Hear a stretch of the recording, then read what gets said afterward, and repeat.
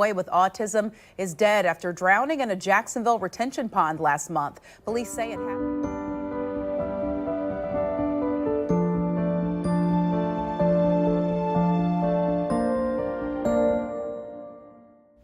On April the 8th, 2025, the Jackson Sheriff's Office would receive a phone call of a missing 4-year-old that had a diagnosis of autism.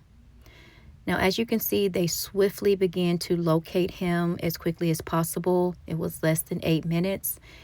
The JSO air unit, they used drones, missing persons, canines.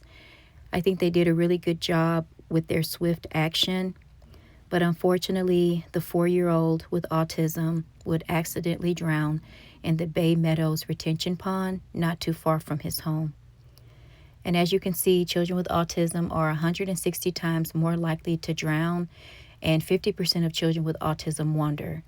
These rates are higher in all states because Florida has a lot of water there and retention ponds, so the drownings in Florida is very, very high.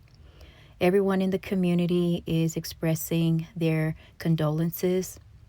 Also, I want to note that the detective here, he directed his staff to immediately go to the water because he said that that's usually where they start.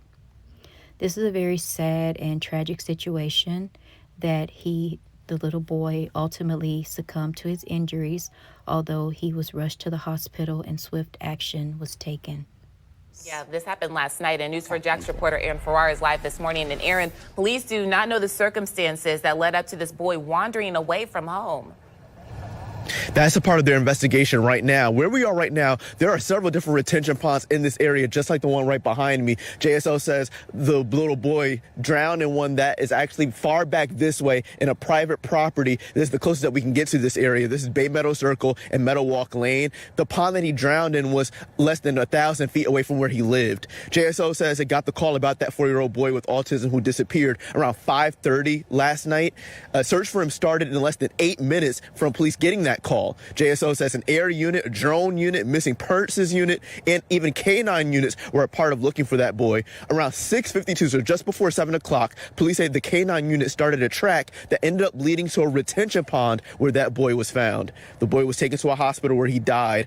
JSO Lieutenant Adam Blinn says these situations are not uncommon. It is something that, tragically, does happen pretty frequently. We respond as quick as we can. That is one area that the patrol officers are trained to go. They go check bodies of water and things like that first thing, and unfortunately we didn't get there in time today.